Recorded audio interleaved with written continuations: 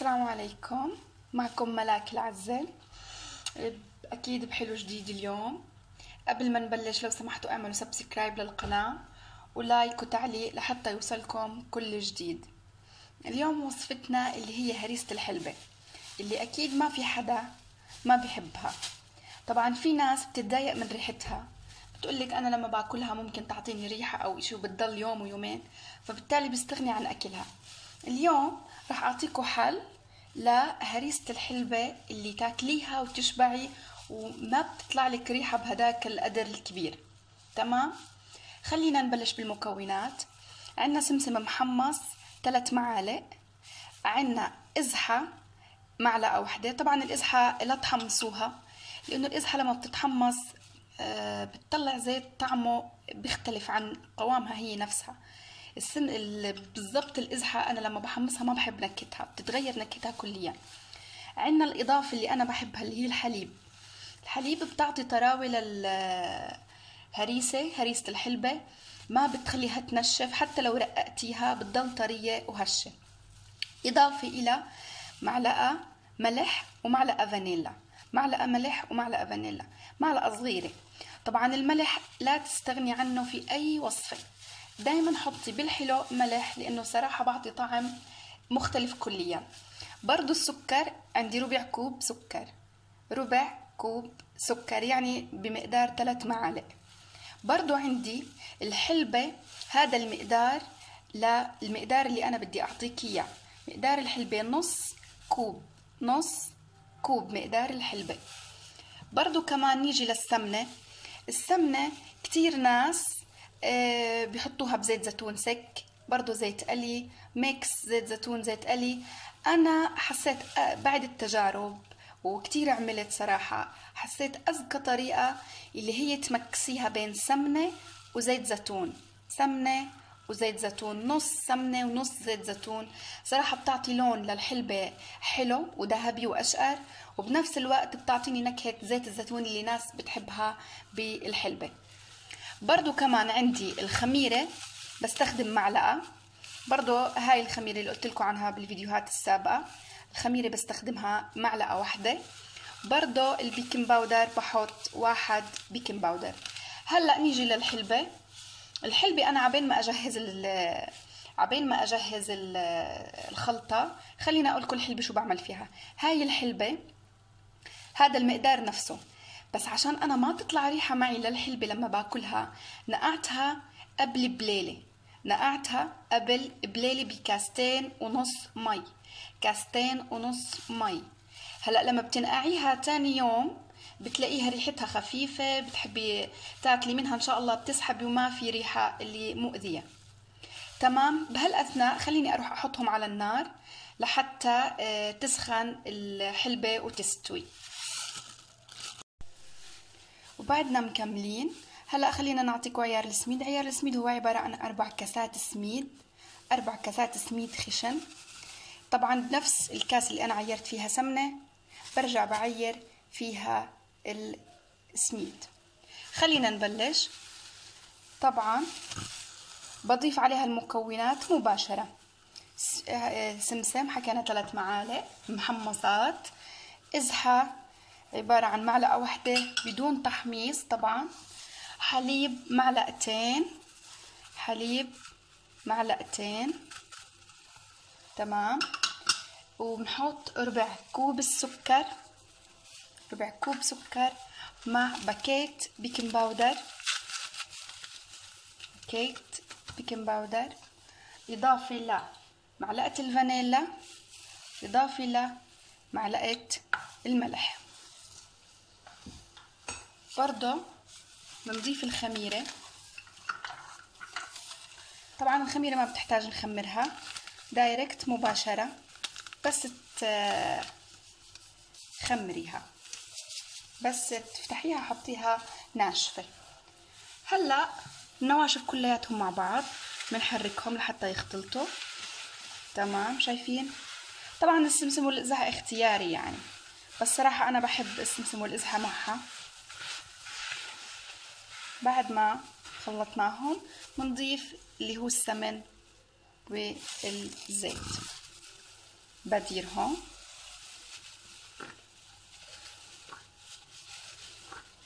كلياتهم، بحركهم سوا لحتى السميد يتشرب كل السمنة بهالطريقة هاي. طبعا بأصابعكم، ما في حاجة للتعجين أو ما بدها غلبة، بس مباشرة بس السميد يتشرب كل السمنة مباشرة بنحط حبات الحلبة. هلا حبات الحلبة حكينا العيار، الكاسة نص كاسة حلبة بننقعهم قبل بيوم ومنضيفهم. طبعا هلا حبيبات الحلبة راح نصفيها وناخدها. طبعا انا عندي هيك صار لونها، شايفين كيف بعد ما انا على النار. هلا لما بدي اعجن ميتها لازم تكون مش حامية كتير ووسط، زي مية العجين بالضبط، تكون دافية. بمسك حبات الحلبة باخدهم من المي بصفيهم. طبعا برضو الحلبة اختياري، يعني اللي بحب كتير اللي بحب قليل، بس هذا العيار انا حسيته انسب عيار السميد، لا كتير ولا قليل. تمام.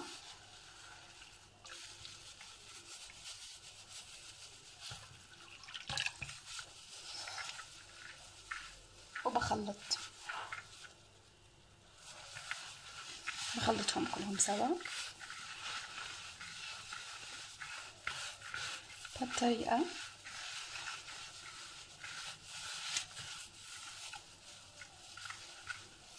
هلا العجينة تبعت الحلبة لازم تكون طرية، مش زي عجينة الفطاير ولا عجينة الهاي. تمام، عشان تمد معي بأريحية بالصدر. هلا السميد اول لما بتحطي عليه المي بتحسيه خلاص شرب واكتفت، صارت مرقة وطرية، بس تستني عليه شوي بتلاقيه رد، شو رجع شرب السوائل كلها. تكون هيك الحلبة. تمام، تكون بهذا الشكل قوامها، مو عجينة تعجن. طبعا ما بتحتاج طحين، ما بتحتاج زي كتير ناس بحطوا طحين بحسه شوي بلبسها، فسميد سك بتلاقيها هشة اكتر، قوامها احلى. خلينا هلأ نفردها. طبعا الصدر اللي بدنا نفرده فيها العيار هذا عبارة عن 35 سنتي قطره، 35 سنتي اللي هو هاد. تمام، خليني اجيب لكم اياه بالصورة، عبارة عن هاد. تمام. طبعا هلا بدنا نحكي عن الصدور اللي بدنا نخبز فيها. ما في افضل من صدر الالمنيو لخبز الحلبة الهريسة، بعطيكي لون، بعطيكي توزيع للحرارة ممتاز. هلا طبعا الارضية لازم ادهنها طحينية، بندهن ارضية الصدر كلياتها طحينية بهذا الشكل، والاطراف تكون كلها ملبسة طحينية. تمام، قبل ما نفرد الحلبة.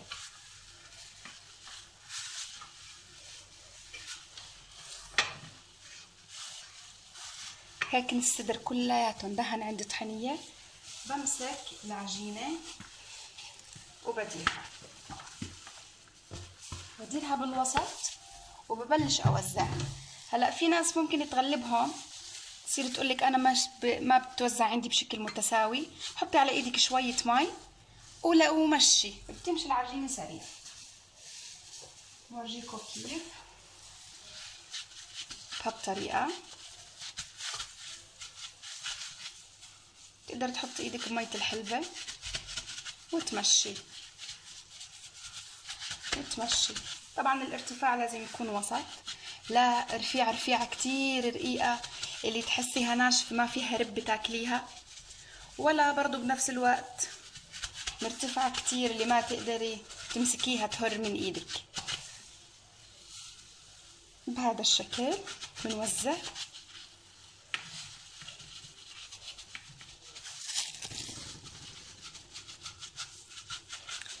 هيك صارت عندي تمام. طبعا الخطأ اللي كتير ناس بتغلطه، بتروح بتتركها ترتاح، بس قبل ما ترتاح بيروحوا بيقطعوها، وهذا أكبر غلط. ما تقطعيها إلا لحتى تخمر، لأنك لما بتقطعيها وبتفوتيها تخمر بتحسي ما في ترابط. بتلاقيها حتى لما بتخبزيها بالفرن شو بصير فيها؟ بتكش، بتشد عن الصدر، بتلاقيها هالقد ونشفت. هيك وزعناها بالصدر تمام الحلبة، وبتترك بتغطيها بمكان دافي. أنا عشان نفس ما قلت لكم بطريقة العجين أو بطريقة السينابون للتخمير السريع بولع الفرن 5 دقايق وبطفيه وبغطيها بكيس نايلون وبفوتها لحتى تخمر بشكل سريع. راح نرجع معكم مع التقطيع إن شاء الله، لكن بعد ما تخمر. وطبعا هيك رجعنا لكم بعد ما خمرت الحلبة بهذا الشكل. هلأ بدنا نقطعها. رح أنبه أرجع، لا تقطعوها قبل ما تخمر، تركوها لحتى تختمر بعدين قطعوها. هلأ أنا نورجيكم طريقة التقطيع. تبلشي من الأطراف، من الطرف لا تاخدي مدى كبير لأنه الأطراف اوريدي إنها رح تشيليها، فبناخد قطعة صغيرة من الطرف بهذا الشكل. لا تكبري القطعة، خليها بشكل. أنا صراحة بحب أقطع بقطعة البيتزا، بحسها سهلة وسريعة. هيك بتتقطع البيتزا زي كيف ما بتقطع البيتزا وبتمشي تمام بهذا الشكل. طبعا لا تكبر القطعة عشان يسهل أكلها أو يسهل رفعها من الصدر بهذا الشكل. هلأ بدي أعطيه إن ناخد طريقة الورب. كتير ناس ما بتزبط معهم، بتلاقي قطع أكبر من قطعة أو قطعة أصغر من قطعة. ما منبلش بشكل مستقيم، لا، بحرف الصدر شوي، مو كتير، شوي. يعني أنا مش هو هيك مستقيم تمام، ما بعمل هيك، بلفه شوي وبمشي أنا بالصدر بشكل مستقيم. نفس انتي لا تحرفي ايدك، خليكي مستقيمة في كل شغلك بهالطريقة.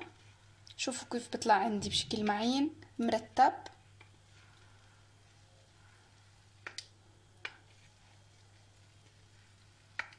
تطلع الحبات كلها قد بعض.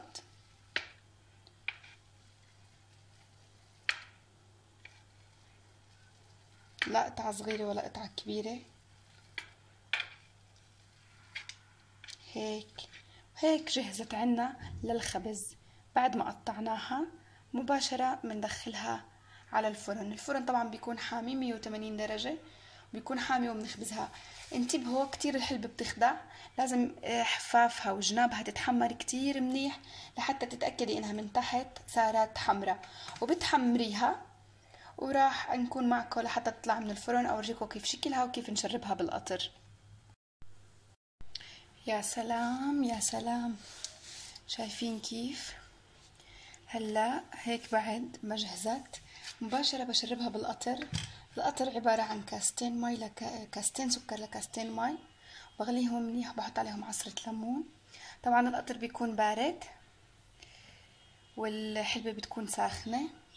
طبعا الحلبة حمروها منيح لانها لما بتشربيها بالقطر ببرد لونها. بتشربها بالقطر مباشر، شايفين كيف بتشرب لانها ساخنة والقطر بارد.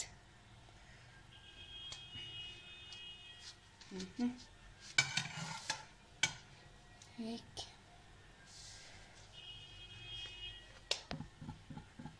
شايفين اللون الحلو بالحلبة؟ يا سلام مع القطر. صراحة كنت نفسي اقطع لكم قطعة بس ما بينفع لانها ساخنة. تستناها لحتى تبرد 100%، بعدين تقدر تشيلي منها. وهيك ألف صحة وهنا. لا تنسوا سبسكرايب للقناة ولايك وإعجاب لحتى يوصلكم كل جديد. يعطيكم ألف عافية.